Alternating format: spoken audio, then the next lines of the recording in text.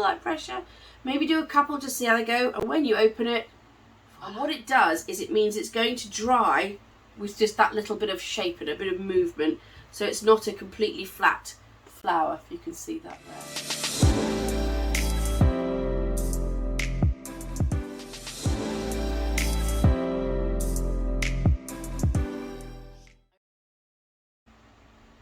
Hello my darlings, and welcome to another one of my videos. Today I'm going to be teaching you how to make some really simple sugar flowers for cupcakes. A lot of people want to do fancy cupcakes. I know they've been a really big deal for quite some time, and I think a lot of people are quite scared on how to make their cupcakes look like they've come out of a nice tea shop or cake shop or patisserie. So I'm going to show you a really simple flower to make. There are so many cutters, so many different types. As a professional baker myself, I have hundreds of different cutters and different mats and moulds and goodness knows what, and colours and lustres and blah blah. But I'm going to tell you the easiest one to do, and it's using this. Now this kit, which I will put a link to in my description, is the best kit for making the most impressive flowers the easiest and the quickest way. There are lots of other flowers you can get, and you can mould them, and then you do this to them, and then you press them, and then you... But this, I find, every time I've ever used this petunia cutter on a cake, people are blown away by the flowers. And they're so easy to make, so I will show you what I do. Now, because there's so many cupcakes around these days, you'll find that the specific type of icing you need to use is far more readily available than it was when I started baking cakes professionally. And you can even get it at Tesco. I'm pretty sure Sainsbury's and probably even Waitrose and Asda might do their own one, but I know Tesco's own flour paste is called modelling paste. Great for making flowers and other delicate shapes, but it is traditionally called in the business flour paste. But again, modelling paste as well is fine. There are some well-known suppliers that do different types of modelling pastes that are more expensive. I know that the brand Renshaw do lots of different colours already done for you. This is fairly new for me as well, because I think in the old days we just all used to have to colour them, hence the gloves. But now Renshaws do a whole fantastic range of modelling ones, including gold and silver. So they've got the metallics as well, which is really helpful for you. But just because this is going to be for anybody who wants to do this at home, I'm using Tesco's. I just think it's absolutely fine. You only get it in white, and you have to colour it. It comes in this bag which is sealed. Now I have to warn you, when you finish using your paste, you must wrap it thoroughly. I usually use cling film, but one thing a lot of people don't know, cling film is actually porous. It may seem waterproof when you use it for certain things, but over time air does get in, and this will become rock hard where the air's gotten to it. The reason this is used to make models is because it's soft when it's fresh, like it is now in this little pack. I've just made this pink. But when it hardens, it's harder than fondant, so it will keep its shape and it will look fantastic, and it'll be fairly delicate. But you know, just a little bit of careful handling and it's absolutely fine. So I usually wrap it in cling film, and then pop it in a food bag, take out as much of the air as possible and tie a knot in it, and you stand a better chance of saving as much of this as possible. It's very unlikely you'll use the whole pack. But the wonderful thing about this being a supermarket brand is it is probably about half the price or even less than a professional baking brand such as Renshaw. But again, if you just want to go straight for the colours and not have to actually mix it yourself, Renshaw is a really great opportunity. So as I said, I have thousands of gel colours. I'm using today Sugar Flare Cherry Red. I've got other dyes on top because I've used it when I've done other cakes. And this has currently got blue and yellow dye on it because obviously I was doing a myriad of colours for a specific birthday cake probably. But I think it's really lovely pink. There are a lot of pinks around. It's up to you what you choose. I find this gives the best fuchsia pink when you want a real shocking pink, and it also gives one of the nicest pale pinks. Some of the other colours, the pinks tend to be a bit dusky, which is really trending at the moment. Some can be a bit mauve and some can be just a bit grey and weird. So it's kind of what you want to decide. You can get gel colours in supermarkets now. I know regular brands have them. But I'm just going to give you the link to what I usually use. So if you want to, you're welcome to choose it. It's not that expensive. Tiny bit goes a long way. I stuck a toothpick in the top of this by about, I think about 3 millimeters in, and just took a tiny bit and popped it on that much of icing and got that beautiful pale pink colour. So I'm going to show you 2 ways of doing these. This way, got icing all over this already, just ignore me, it gets messy. This way, I'm going to do pale pink flowers, and I'm also going to try, and I'm going to do these first, white flowers. And then when the white flowers have dried a little bit, I'm going to sprinkle on some of this gold lustre dust. Now, this is edible. So it is edible lustre dust by Sugar Flare. So this can be put on little icing accoutrements that you want, not too much though. Certain lustre dusts are for cake decorating purposes only. So if you're going to put on models that you're not going to eat, because obviously some of these have metals that you shouldn't really be ingesting. But if you get one that is edible, it should be fine to eat. But it is your decision and your choice what you decide to do. Keeping them plain white as well is just as beautiful. But I just want to give you the option. I also have my trusty brushes. And for the centre of the flowers, just to make it pretty, I have some pink pearls. For you can get little ones anywhere in any supermarket. They sell these kinds of sprinkles. These are pink. And I ordered these ones online. Again, I'll put a link in the description for you. These are large sugar pearls by PME, white ones. Sometimes it's nice just to put one in the centre, and that does the trick. So again, I'll show you both ways. I promise you, it looks like a lot of stuff, but it is actually easy. I'll also be using, don't panic, oh, this is leaking already a bit, this is not good. I didn't close this properly, so that's my fault. Edible glue. Now, in order to make the pearls stick into the centre of the flower, I need to use some glue, and obviously it's got to be food safe glue, because if someone wants to eat the sugar flower, they can. So this is edible glue.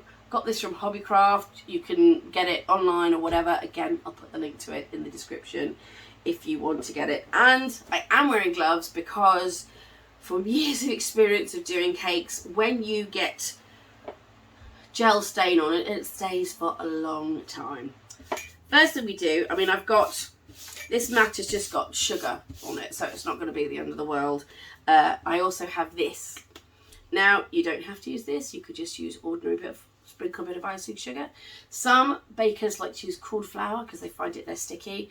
I personally always use icing sugar. Again, I'll put a link to this, ooh, excuse the squeak, in the instructions. And it's just basically a little bag. You take the top off, you put icing sugar in, and you can dab it on the cutter. So, my cutter, sorry, my moulder, actually, this is my cutter. So what I'm going to do is get this pink, this is not going to be very good with, actually let me take this off. I've already done it with the dye, so I've shown you what it is with the tiniest bit of pink in. And now I need to show you, right. So as you can see, this is quite pliable because I've kneaded some colour into it. When you first get flour paste, it will be hard. It'll be hard. So you've got to knead it a little bit and get it a bit sticky and workable. Because I obviously put some pink in this, it's like a kind of tough and sticky marshmallow. So what I'm going to do is roll this out with my little rolling pin. These are so handy. Using a big rolling pin can be a bit of a nightmare. But a little tiny dinky one when you're doing flowers and decorations, it just does the job and it's brilliant. And I normally have a special mat to roll this in, which it doesn't stick on. Unfortunately, don't have that in a minute. So this is what that does. If you've seen that, just pat, pat, pat. Bit of icing sugar. It's a bit much, but I just want to spray it on here in the hope that it doesn't stick too much. Don't want too much icing sugar though, because it will dry the sugar, sorry, it will dry the icing out. So this is basically icing with an extra edible ingredient put in that allows it to go hard and be a lot easier to handle. If this was fondant right now, this would be pretty broken up. You wouldn't be able to get it very thin. And this is the lovely thing about modelling paste rather than fondant for doing these things. Right, I've managed to roll this out quite flat. So I've got my, these are just ordinary dining knives that you would have for your table for your breakfast. It is a very sticky day today. Now this is the only problem with doing this. In the winter, no problem really. In the summer, when it's sticky, moisture and sugar don't mix, so it'll get quite sticky. But I've still, I don't know if you can see that, managed to get that really quite thin. Very, very thin roll. You wouldn't be able to get that with fondant. It would have fallen apart. So with this being this thin and a little bit tough, it means I can get a really nice thin flower. So I've got my cutter and I just cut out a shape. You've got it in there. Pop that out. So I have that there. So then I get this. Lot of icing sugar on both sides, but not too overdone. You can see there. I just simply place my flour evenly on the flour press. So you don't have to push it in, you just rest it on top. Turn this over. Now, a little word of advice, when you tip it over, don't squeeze by the middle. Squeeze around the edges. The middle will do its own job. You squeeze around the edges, very gentle pressure, just a little light pressure. Maybe do a couple to see how they go, and when you open it, voila. Beautiful veins in that petunia petal there. Now, we are not completely done. Using my trusty dinner knife just to gently pick up the corners. Gently pick up the corners, ease it out, and then you'll find it comes out. Now, you might find there are a couple of holes in the middle because when you've pushed it down, that section goes in quite deep. Don't panic about that. That's going to be totally hidden when we place it onto the cake in the buttercream, and it'll be hidden when we put the centre in, just so it has the little pearl to dry in the middle. Now, normally I do have a variety of different implements in my huge baking room of stuff to dry these petals on. I have various little pots that you can buy. There are little dishes that are also sort of like palettes for mixing colours, but I usually put those in there as well. But just to show you how easy this can be, oh, also I've got a sponge. It's a sort of sponge that you get when you get sort of hi-fi equipment, but you can buy it and it's got all these little dips and rivets. You just put all your flowers in there to create like a movement of the petal. I'm going to do this on an egg box, an empty egg box. Now, obviously it's had raw eggs in and it's wooden, so I'm not able to clean it. So I have covered it with so many layers of cling film so that there is no connection between my flour and the egg box, because obviously eggs have been in there and they're not the most hygienic of things. So it's fine for you to just place this in there like that.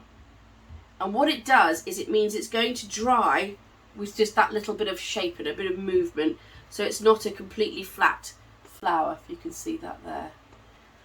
And that will, I mean, normally I would leave these for, if I was doing a cake for a client, I would have done these maybe a day or two in advance at least.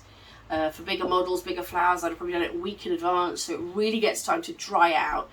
We're really going to be putting these on cupcakes, so literally doing them now, and then I'm going to make the cupcakes, and then I'm going to let them cool and make the buttercream.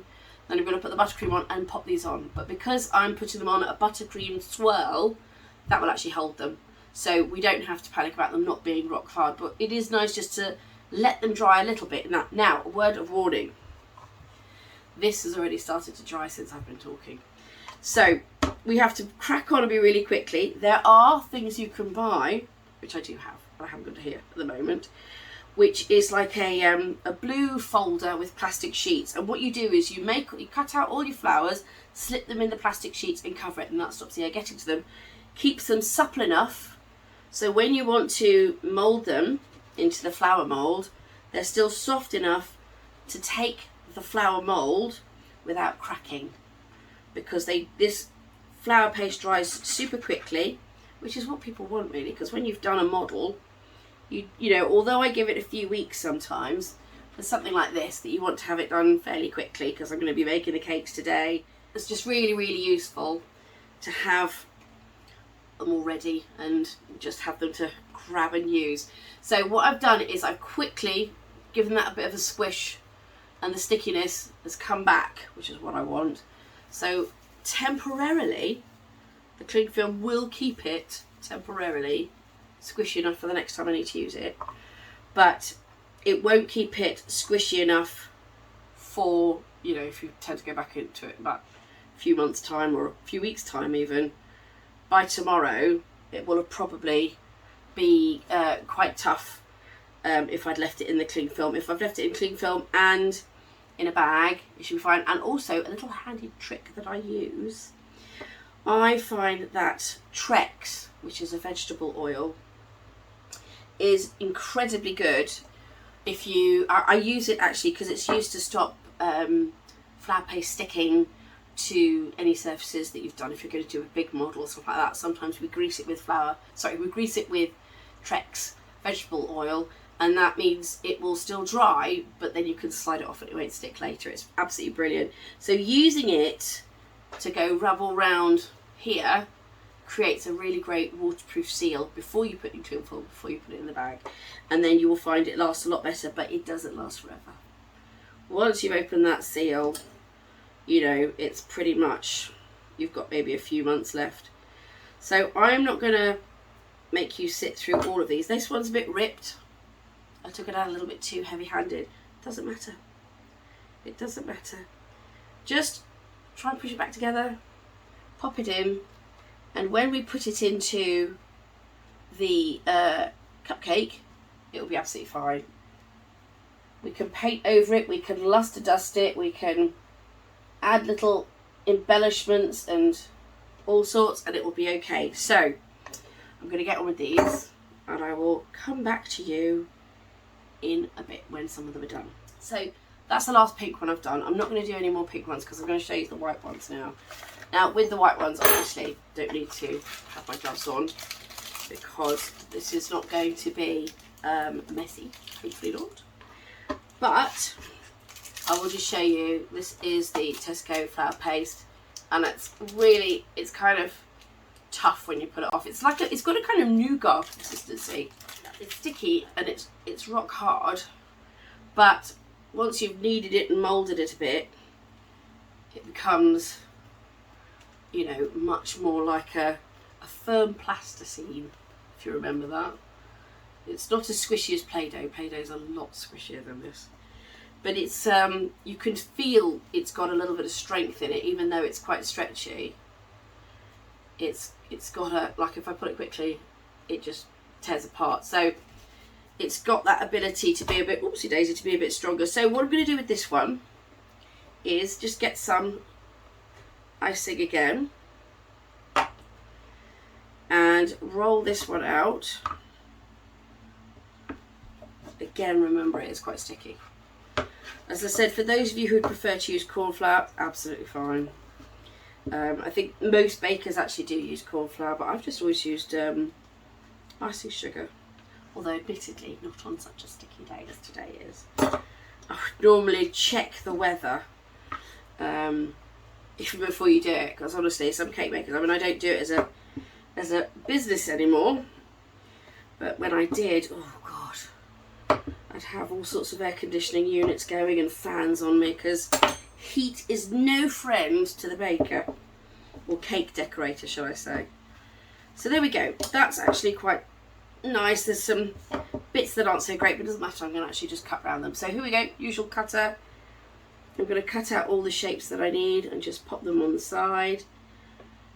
And these white ones, I will decorate them when they've hardened. Decorating them now with any of the brushes, no matter how soft the brush, will wipe away some of the veining that this fabulous mould has put in. So we need that to sort of set a little harder, so when I do brush it with some gold lustre dust later, it'll still have that definition that we really love to make them look realistic. So just one more here. There we go. And that again gets rolled up, wrapped in some cling film for now, and then later I will wrap it in a bit of oil, the Trex. And again, the Trex doesn't do anything bad to it. It can, the next time you go to use it, need all the Trex in, it's absolutely fine. It doesn't affect the flavour or the texture at all. And I can guarantee that because people are always just scoffing into the flowers. My kids go mad for the sugar flowers. They're a slight different taste to fondant, but they're obviously just baby sugar, so it's quite tasty. So same thing again with these.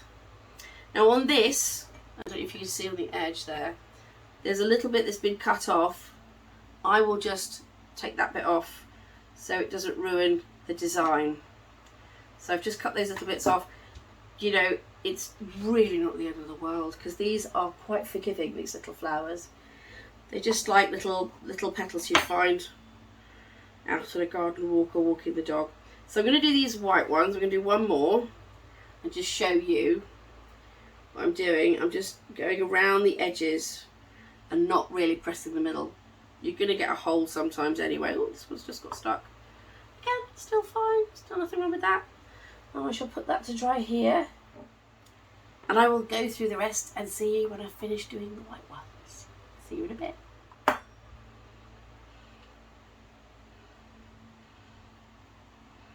Right, that's the last one. Just peeling that off the other side. Again, don't know if you can see that. Just there. Nice light veining, and I'm just going to pop this in here. Ooh, not upside down, it's just fallen. Might pop it in here so it gets a bit of movement there. So that's that really for that one. So what I'm going to now show you is, what I would normally do is wait until these dried a bit more and put them in, but I will just show you now. I'll just move this out of the way. Now, this has already started to go, it's already started to set. I don't know if you can see, it's still a bit wobbly, it's still a bit sort of, you know, delicate, but it is starting now to get that set with that movement in it. I don't know if you can see that very well, but you'll see it on the cupcake and there'll be a photo at the end. I've got these flowers here and I've got this edible glue. The edible glue will dry quite quickly as well, and it's very sticky, very clear. And I'm just going to take one of the flowers, this little pink one here at the front, and if you can see that, and I'm just going to pop a little blob of glue in the centre. That's it. And I'll pop a little blob of glue in that centre, and I will pop one in the centre of that white one there. Hope you can see that. So what I'm going to do for the white one, I'm going to just pop in a little white pearl. I don't know if you can see that in there. There's the little white pearl in there. And for the pink ones, what you could do, I usually use 3 of these. Just drop them in the centre, and then I just get a paintbrush and arrange them into a triangle. So they create, let's see if I can show you that. It's not very clear on here. And they create a little triangle in the centre. It's not very clear at the moment because it is still soggy and wet, but once it's dried you'll see the 3 little pink pearls in the centre, and it's just, you know, so you can have a choice of whether you want to have you know, just one centre bit or not. Now I know, as I said, the reason why I'm doing the 3 pearls is because quite often in supermarkets you'll only find, I hope you can see that okay, you'll only find the little ones in sprinkles. I mean, nowadays they do so many things like unicorns and midnight mix and gosh, what else is there, little stars and all sorts of things, and whatever you fancy putting in the centre is up to you. But because you could usually already get, I mean, you can only get these in white in most supermarkets, or sometimes silver, sometimes gold, whatever. Just 3 little ones in the centre of these petunias will be absolutely gorgeous. And then at the same time, let me grab a white one that's just drying. So I'll just show you a little bit of edible glue. Pop that in the centre, and you can see where, I don't know if you can see actually, that's got a hole in it because this petunia press has got quite a deep centre. But little pearl goes in the middle, you'd never know. Absolutely hidden. So I'm going to just carry on with the rest of these, and then I'm going to let them dry for a bit. In the meantime, I'm going to go off and make the cupcake recipe, which when I upload this, I'll put that there. And I will also make the buttercream recipe, which when uploaded, I will also put up there.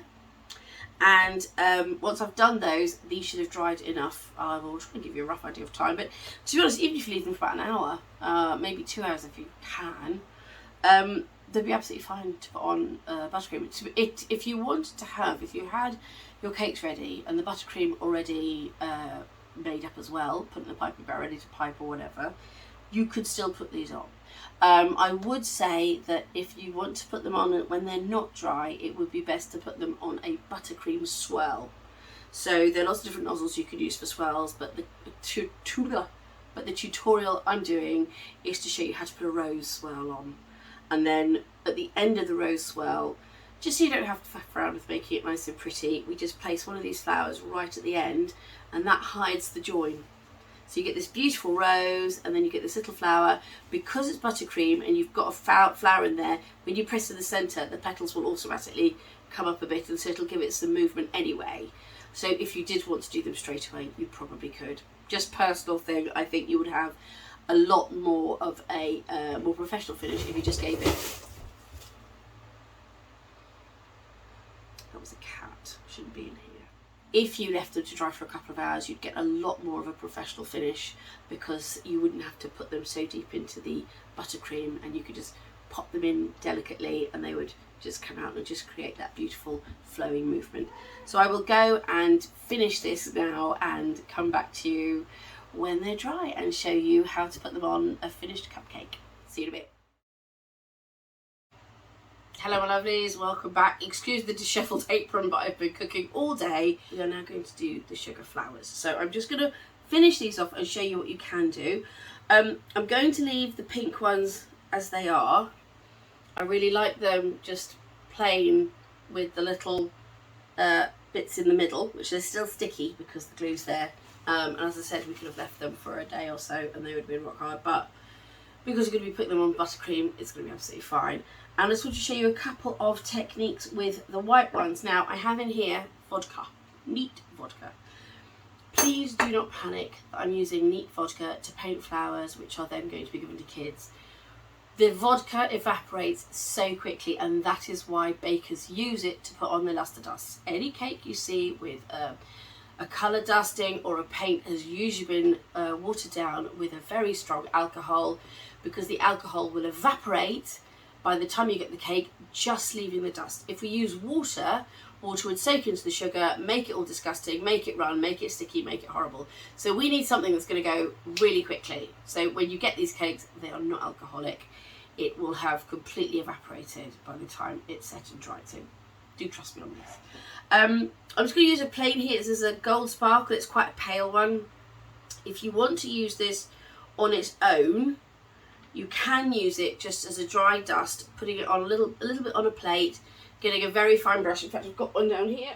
This is my special lustre dust brush. It is super duper soft, and therefore it's very gentle. So you get, as I'm doing it, I can see bits of sparkle come off. It's been cleaned, but hey, if you've ever dealt with glitter, you know how glitter just stays for life.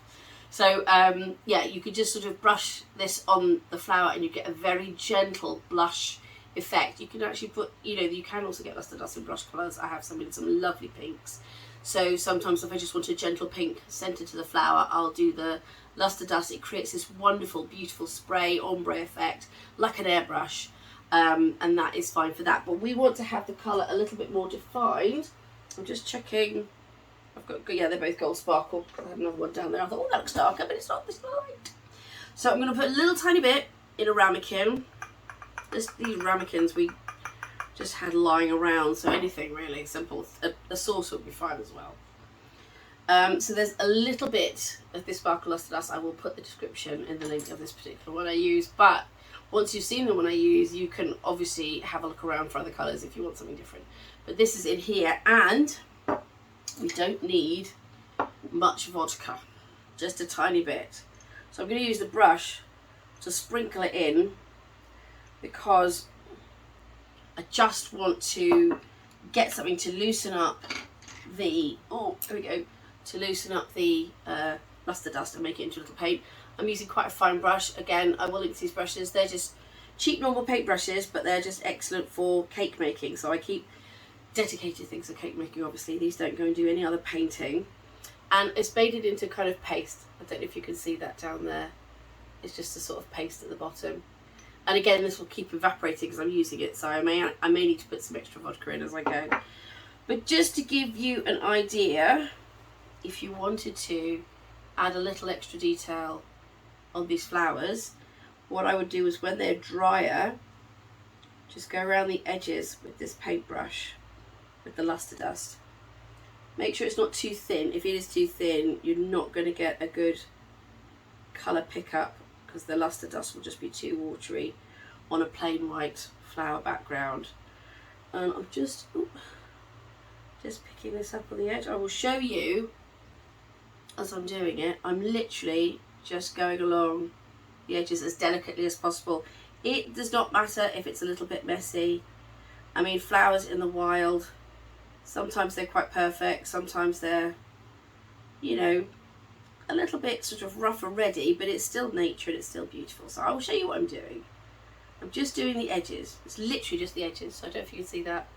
It's just the edges that I've done, and it just picks it up. You know, if you're going to have it on a plain buttercream or even plain fondant, I will be doing fondant cakes at some point, so you can see how I do my fondant cakes, how I do my dome cakes, and how to make the decorations and all that, and how to dome them. So people have bought domes you can buy. I've always done it by hand. I find it's easier, and I'm more than happy to share my technique with you. So I'm just going to do a few of these with the gold on the edge, just brushing the edge there, just to get some colour in the flower. This again is the Petunia cutter, as I said, all links and descriptions. And just going along the edge like that. You don't have to be a great artist. I'm really bad at art, actually. So once we've done these, we could just leave them to go and keep sort of drying off. The alcohol will evaporate really fast. It's already evaporated from here. So you can see that by using alcohol, it does not hang about. This has been 5 minutes and this is already just gone. So you will not be making anybody drunk if you give them these at afternoon tea. As I said, when it gets a bit, when it gets a bit stiffer, it's easy to put on. So this is a really good way. If you put too much alcohol and just like wait for about 5 minutes or 10 minutes and then go back, and you'll find a lot of it's evaporated anyway, and it'll probably be the right consistency you need to paint. So feel free to have a play around with the times and the amounts and stuff, but it doesn't need a lot. It really doesn't need a lot for you to loosen up the lustre dust. So I'm going to carry on with these, and then when I'm finished, I'm going to come back. So I'll see you in a minute. We have this little bit to contend with at the end. Ooh, let's flip it up. And this is exactly where my little flowers come in. So I'm just going to see which one I think looks better. I think the white one goes. I think the white one's striking enough. Okay. How is that for an absolutely stunning, beautiful cupcake?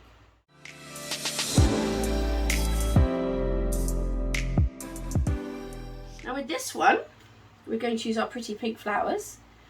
So in this bit here, as it's got that rough edge, what I do is I get a few of these, put them in the cap, maybe pop a couple of the big ones around like that, just at the top and bottom. Take that big one out, doing that, and sprinkle some more just around the top. Now you have to do this as soon as you've piped the buttercream. It just sets quickly.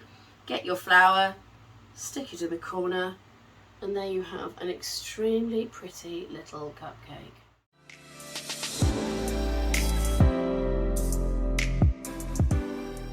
I really look forward to seeing you again soon for some other video. Take care, darling, and thanks for joining me.